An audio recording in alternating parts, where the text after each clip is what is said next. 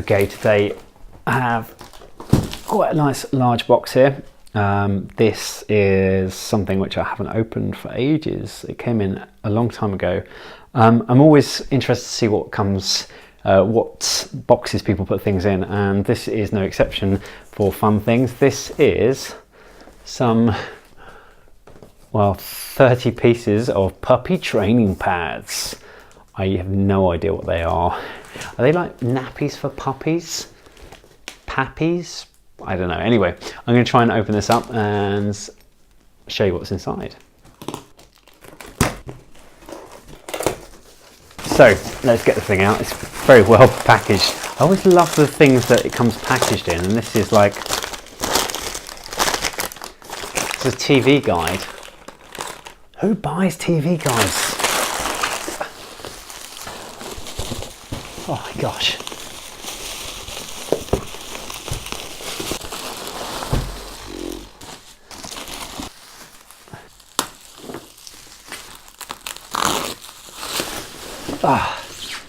This is a boxed Dreamcast, and I can't quite remember, but I think this might have some extras in there. Yeah, there we go, look at that. Perfect. There is a Dreamcast light gun, which is really cool. It's got like a little directional pad there, that's awesome. And a place for the VMU. And it's quite a cool little gun, that. I've got a CRT monitor, or CRT TV, which you can see in one of my previous videos I found in the stairwell here. Oh, there's the SCART cable. There's another gun, so that's the second gun there. It's really cool. This just looks like a different version. It's got a little control pad on the back. And here is the Dreamcast. And if I remember from the picture, this Dreamcast is a little bit sun damaged. As you can see, it's one colour here, and it's a completely different colour here. So I think we're going to have to take this one apart, if I can, and try and Retrobrite it. It's in an interesting condition. Let's see what we can do, but look at the difference there. Someone has left this in direct sunlight. So we're going to see how much we can Retrobrite this and how much I can try and get it to its original colour, which is that one right there. It's the same case for these controllers here. So you can see the controllers have got very much the same thing here. And let's see if this visual memory unit has, yeah, a bit of yellowing on there as well. And let's see if we can get anything to come up here. No, I think the batteries might need replacing on that, but that's okay because I have a ton of these batteries in. And then finally, one last controller here, which has, what is this? Oh, this is a memory boost on there, but not a, got a 4 meg memory, but it's not a, I don't know who made this one, it's not official Dreamcast. And this is a bit of yellowing here. I'm not sure if that will Retrobrite because it's kind of a clear plastic, but we'll see what happens. And this one's a little bit better, but still it is a little bit yellowed. Anyway, it's quite a good haul. I think, I can't remember how much I paid for this. I'm going to have a look in a second and let you know. But anyway, let's try and take this thing apart. Let's Retrobrite this and let's see if I can bring this up to a nice condition. It's a shame that the innards of the box aren't there, so all those kind of like things that keep it in place aren't there, but you know, the box is quite cool anyway. But it's a nice one to kind of add to the collection. But I like the thing of bringing these things back to their former glory, so let's see what we can do with this one.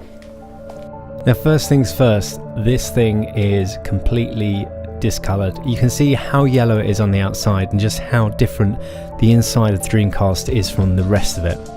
There are a few scuff marks and there's quite a lot of parts of this which are completely different to the original colour. First of all, it came with this AV cable, which I tried in here, but it kept popping out of the slot here. I think there's something missing off the cable itself, but that's something I can check out a little bit later. The cable doesn't really stay in every time I put it in. It didn't come with an AC cable, but thankfully the AC cable from a Sega Saturn also fits the Dreamcast. So I plugged that in, and I had no way of plugging it into a television or anything that would give me the visuals. but at least I could switch it on and try a game in it. So I switched it on, and thankfully the red light came on.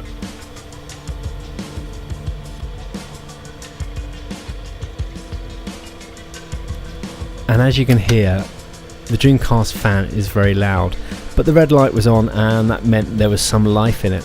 Now I put a game in this case House of the Dead 2, and listen to this thing go. I mean, if the fan wasn't loud enough, then just listen to the drive.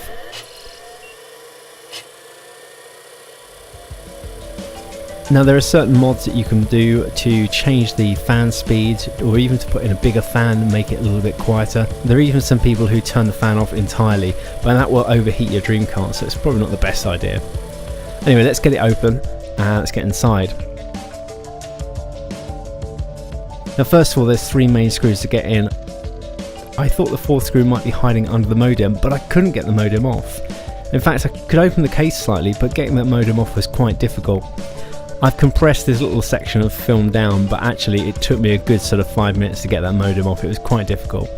But once I did, then that 4th screw was available and I could open it up and get the case off. Now with the case off, it's time to strip the parts down. So first of all, I unscrewed the on-off switch, and then I started on the controller ports. After that, I turned my attention to the power PCB here.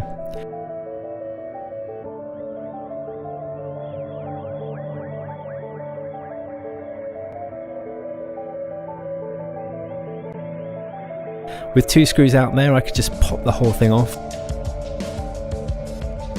And that allowed me to start taking everything else out as well. I took off this piece of plastic shielding here and the ribbon controller that goes from the main board to the control ports.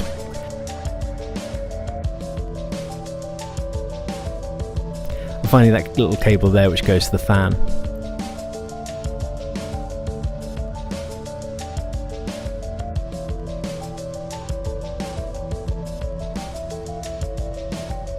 After that was all off, it was time to take the CD player out as well.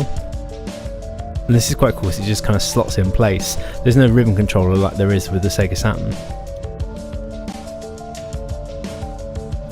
With the RF shielding off, I could get to the main motherboard there, and I could start taking everything else apart.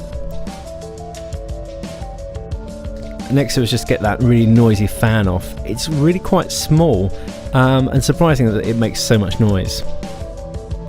And then the final piece of the puzzle was to get that modem apart. The Sega Dreamcast was quite far ahead because it had a modem in it and it allowed for online gaming.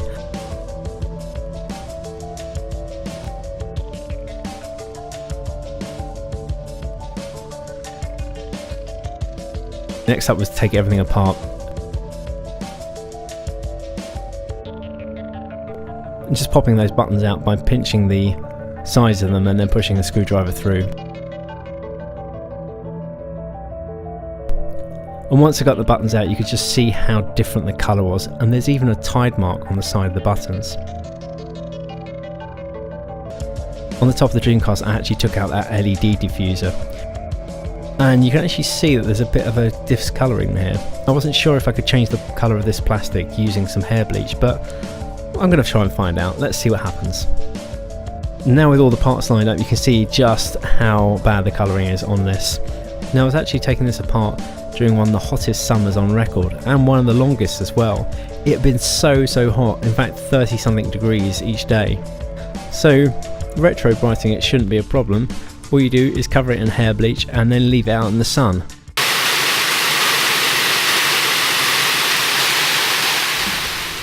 In fact, as luck would have it, this was the weather on the day that I decided to do the retrobriting.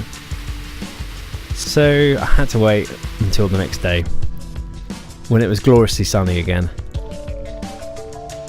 So with a nice sunny day outside, all I did was got the parts, got some 40% hair bleach and poured it on, and then I used a marinating brush to smooth it out and give it a nice coat all throughout.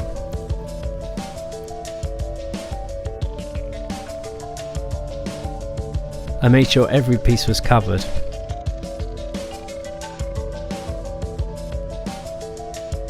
And I carefully slid it into a plastic bag.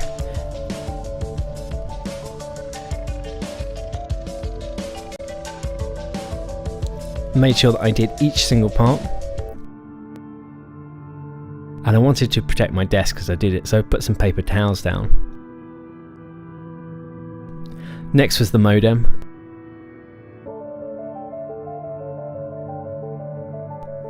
And then the outer case.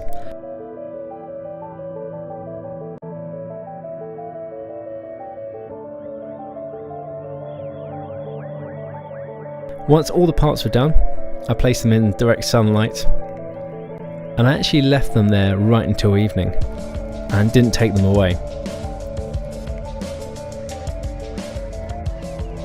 As the sun had gone down, I could see that already the retrobriting was working. Now, retrobriting is a process that originally involved lots of different chemicals, but really all you need to do is use some bleach, some hair bleach, usually about 40% peroxide bleach. Put it on the plastics that you want to change the colour of, and then place them in a bag, and then make sure that they're in direct UV light. It's really a combination of the bleach with the UV and the heat created by being in that plastic bag. Now, there are loads of other ways you can do it, for example using a precision cooker just to keep that heat perfectly even, along with the UV light to provide you UV, but I don't have any of those things, so I'm just using traditional sunlight and the bleach in a bag. Now, whilst that was drying, I actually checked the post and this thing had come through. This is something that I ordered, especially knowing that the other one wasn't going to work. I made sure that I got myself an AV cable for the Dreamcast. And as you can see, it's exactly the same. I was a bit disappointed that I couldn't buy a greyish cable like this one. However, it did show me that the part that I was missing was that metal bit around the edge there, which meant that it wasn't really marrying up to the AV ports on the Dreamcast. So I tried the original grey cable in there again, and it just kept popping out every time I put it in there. It didn't stay truly in. So next I tried the cable that I just bought, which is probably about £5, so about sort of $7, maybe $8. And when I put that one in there, it firmly clicked in place and it didn't want to come out very easily, so I knew I was onto a winner. Now, I actually retrobrited this 4 times. You can see the difference from the original one on the left here to where I've got to on the right, and it is absolute night and day. I'm shocked at how good this process is every single time I do it. I didn't really need to do it 4 times. In fact, I would say that if I left it maybe 2 times, then that would be okay. Now, the camera doesn't pick this up too much, but there is actually a slight difference still between the outside plastic there and the inside. It is really, really small, and it's enough to get away with. Now it's time to do the final touches on the outside of the shell here. There's a few scuff marks, so I used some isopropanol, some 99% isopropanol, and I just rubbed those off with a paper towel. And this was a very satisfying one to do, the Dreamcast logo. It felt really good to be doing that. Now there are a few scuff marks on the top, and also by the on button. And there are a few more in places like on the edges, like here on the modem. And once those were off, the case was looking really, really good. Now those are all the parts retrobrited. All that remains now is to put everything back together. I laid everything out neatly first, and I started to reconstruct things. First of all, the iris shielding either side, making sure that when I placed in the motherboard, everything met up, including the modem and the AV and power slots. And then just all those extra parts like the on-off button and the controller ports.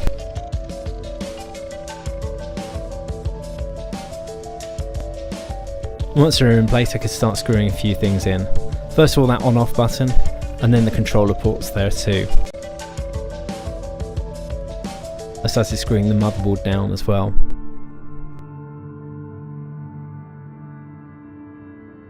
Next was to marry up that CD drive. You can see the 2 slots here, and hopefully if we get it in the right place they should just perfectly slot in together. This is one thing I really like about the Dreamcast. After fiddling around with Sega Saturn ribbon controllers that go from the motherboard to the CD drive, it's nice to have something like this which just slots into place. And probably very easy to put it in a replacement CD drive into your Dreamcast. Next thing, get that lovely noisy fan clipped into place and then screwed in as well. Next in goes this piece of plastic, which, because it's under the power PCB, I'm assuming it's just there to stop any shorts on the RF shielding below. But I put that in, I put the power board in over the top and screwed that into place, connected that last ribbon cable, and that was all done. Now this was the hardest part of the entire build. This was really difficult. This is actually putting the modem back together, which I tried so many different ways. I tried putting the whole thing together and then sliding it in. I tried putting just a part of the RF shielding in first, then putting the motherboard on, and then putting the rest of the RF shielding, and I did it probably about 3 or 4 times. Eventually I just snapped it in place like this by half putting it in and half putting it out, and making sure that RF shielding was clipped over the top. Finally it went together. I managed to screw it all in place, and then next it was just the top of the case. This is quite a difficult one because you have to make sure it's sprung loaded so that when you open the door it slowly opens. So holding that piece of plastic in with a spring in place was quite difficult, especially when trying to put a screw in as well. But once the first screw is in, it's alright to let go, and you can just put that second screw in too. Next in was the LED diffuser. It actually came out a little bit lighter. I'm surprised it did actually take away some of that yellowing using the retrobriting process. I just screwed that back in place, then dealt with this piece of foam on here. I'm not quite sure why it's there. Maybe when you put your CD in you've got to be careful. But I used some double-sided sticky tape and stuck that in place, and then put the lid on and then screwed that in place too. Next, with the lid on, the last thing to go in is that modem, clipped back into place, and then the very finishing touches is the open button and the power button, and they're both really satisfying when you sort of clip them in and you push them down until those side bits click into place. And there it is, the Dreamcast all finished. It's completely changed. It's really night and day from what I started off with. I can't believe this is the same Dreamcast that I got out of the box when it arrived. Everything looks good. Let's just hope it works. Anyway, with the Dreamcast out of the way, it's time to turn my attentions to the controllers. And using this other controller which I had earlier, you can see that the colour difference is quite marked. These Dreamcast controllers are quite yellowed, and you can see that on the analog stick here there's almost like an areola. Even the VMU has sun damage to it, and this controller is no different. And in fact, if I take out this third-party VMU here, it's actually quite sun damaged. Now, I wasn't too sure if that plastic would retrobite, but I thought I'd give it a go. In fact, even on the cables, you can see the front of the cables is sun bleached as well. One thing that isn't sun bleached, or one thing that's not affected by the sun, are these light guns here. They're a little bit dirty, and this one has a bit of yellowing around here, which is probably just sweat doing that. But I thought I'd see what I can do about that too. Now it's time to get the controllers apart, and there's quite a few easy screws, but then there's these 2 really difficult screws to get open on the grips here. And they're quite deep screw holes, and they're quite narrow as well, so I had to get a very special screwdriver to do that. And with those out, it was quite easy to take things apart, and you can see that the silicone pads there are a little bit dirty.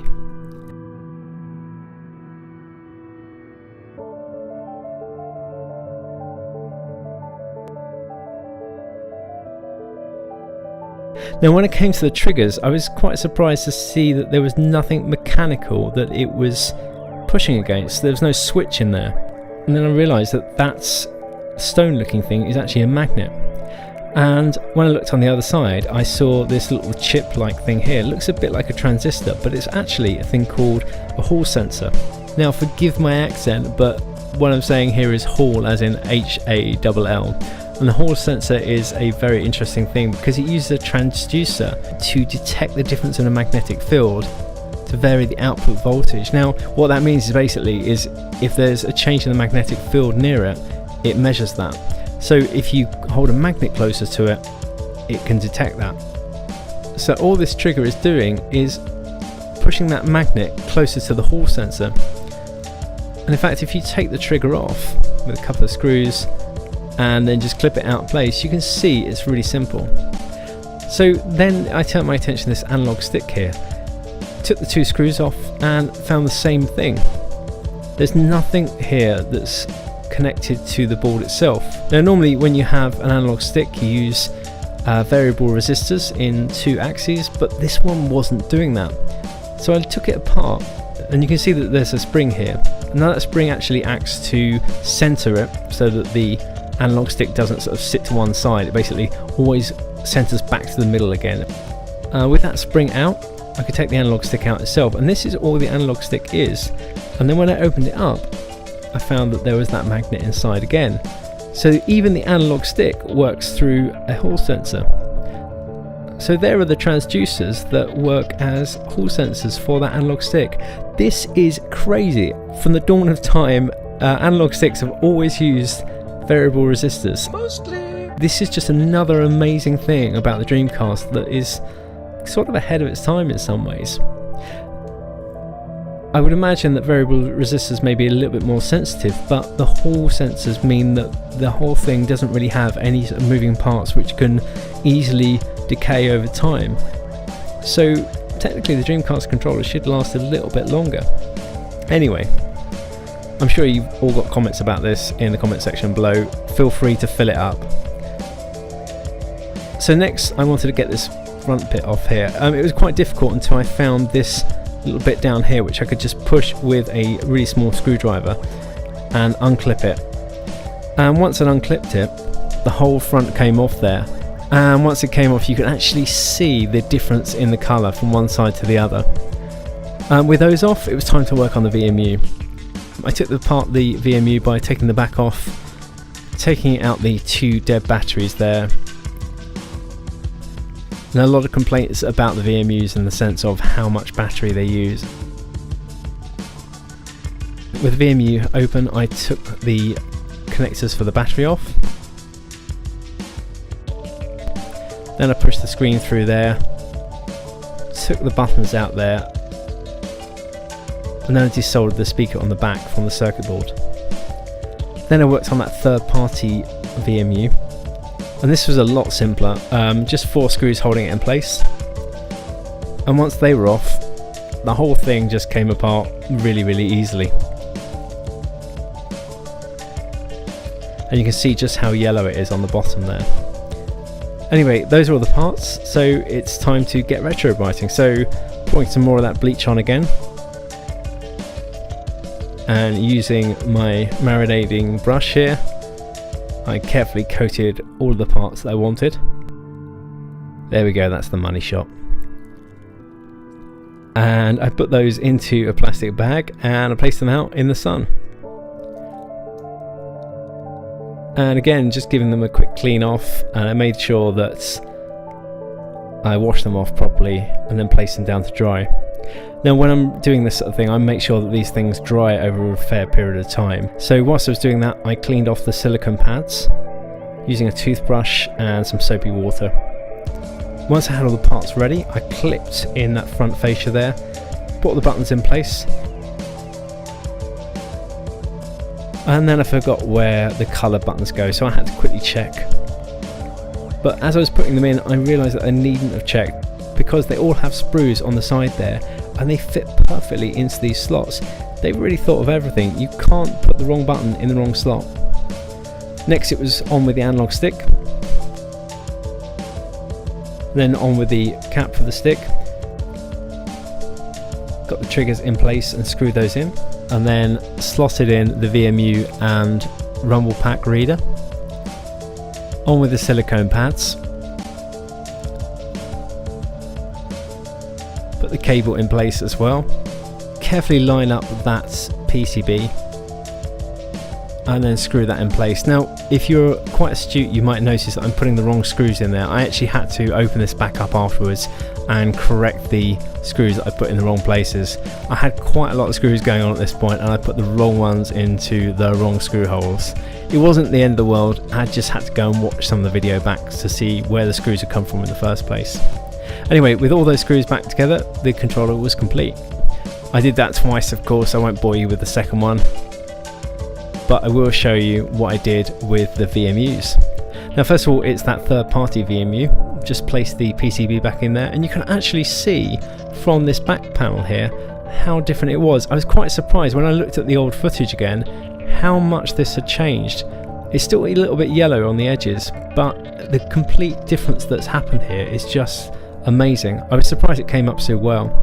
Anyway, I took that and I placed it on the back of this VMU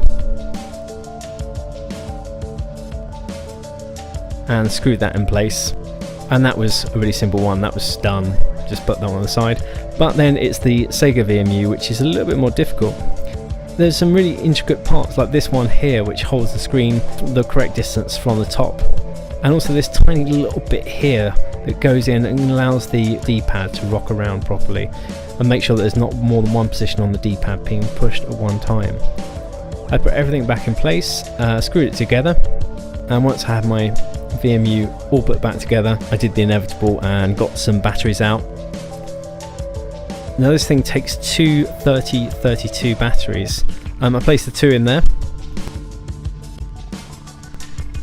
put the back compartment on, and then screwed it in place. And of course the date comes up. Now I love it when you get really old dates like this, when it just says 1998. At the time of filming, this is actually 2018, so it's crazy to think this is coming up with a date 20 years ago. But I started putting in the dates for 2018, but then I noticed something really weird. I wasn't doing anything, I wasn't pressing anything, and the date was still going up without me pressing anything. So something in there is wrong, and it's probably mechanical. It's probably something that's pushing the directional pad in the wrong way. When I opened it up, I realised my mistake. I'd put that little white pin in the wrong side. I should have put it in the back there. Like I say, that thing is just there to stop two directions being pushed at once. Now once I put that in the right place and I had put it all back together, it worked a charm, and I was able to put the correct year in and the correct time and date, and then I was ready to say yes. And here we are, the Sega Visual Memory Unit. Perfect. Now what's quite interesting was seeing what the person who owned this before was playing. Bit of Sonic Adventure 2. I think I also found some House of the Dead 2 on there, and a few other games like Soul Calibur, and also some other interesting games there too. Anyway, it was time to turn my attention over to the light guns, and there's a bit of dirt on these things, just in the edges, nothing major, just a little bit of dirt that's you would expect from something which was 20 years old. So I decided that I would give them a really good clean. So I took them apart, taking the screws out first and then popping the two sections apart. And this is the official Sega light gun, and inside here you can see that there's an interesting little directional pad on the back, and here's the trigger, which is nice and sprung loaded as well. It's actually quite a sort of satisfying click to the gun itself, and when you have a look on it, it's actually got a nice little clicky button there, nice momentary switch. First of all, I took the back off here, exposed the directional pad, etc. This is the sensor for the gun itself. This is what registers a shot when you fire it, and I believe this works in the same way that any other light gun works. It registers a flash on the screen, so it's usually a light sensor. Next I took apart this kind of, I thought was a third-party gun, but it's actually an official licensed third-party gun for Sega. So it's the Mad Catz gun, and this is a bit more advanced. There's a lot more stuff going on here, and it's all a lot more compact. And it's got these cool LEDs down the side as well, which flash when you're reloading. I took out the triggers, and then I decided that rather than just retrobite it, what I would do is give it a good wash. So with all the parts washed, I had them all out drying, and then I turned my attention to this slight yellowing here, which I'm going to say is probably due to sweat and the age of the thing. I put a bit of bleach on there, waited for a bit of sun, and placed them outside in a plastic bag. Now when I got them back, I noticed this sprue had broken, so I gave it a touch of glue, pushed it back into place and let it dry.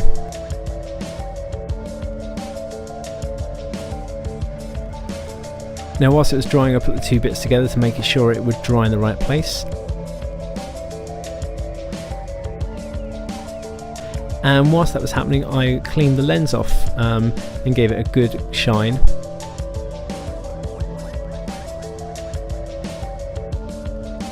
Now this part was quite difficult, getting that PCB in and trying to keep that trigger in place and sprung loaded. So it took me a few attempts, but I managed to get there in the end. And this back bit wasn't too easy to get in place either. Now with the two parts on, I could actually sort of screw them together, and the gun came out quite nicely, I think. The trigger response is really nice, and that D-pad on the back is really cool, and I really like these side buttons too. Now after that, I turned my attention to the official Sega gun there, and I put the directional pad back in there. I also managed to slot the PCBs in. This one has a magnet in there as well, which is going to slide to the bottom. It's a fairly common thing on wires to stop interference by having a magnet on there. I cleaned the lens off, screwed that back together, and my guns were complete.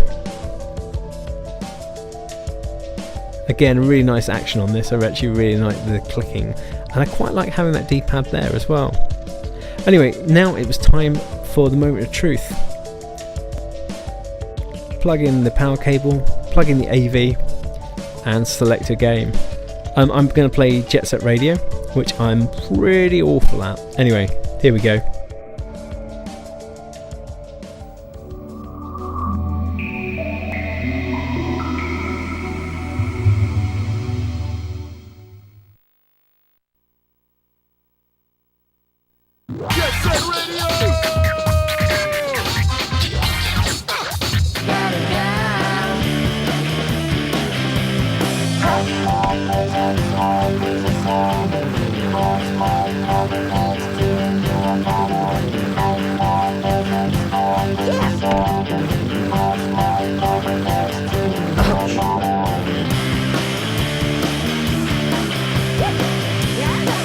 Next up, it was time to try those light guns out on the House of the Dead.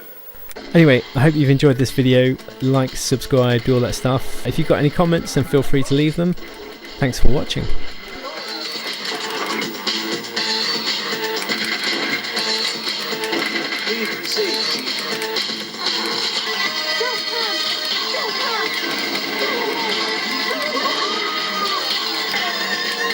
How could anyone do this?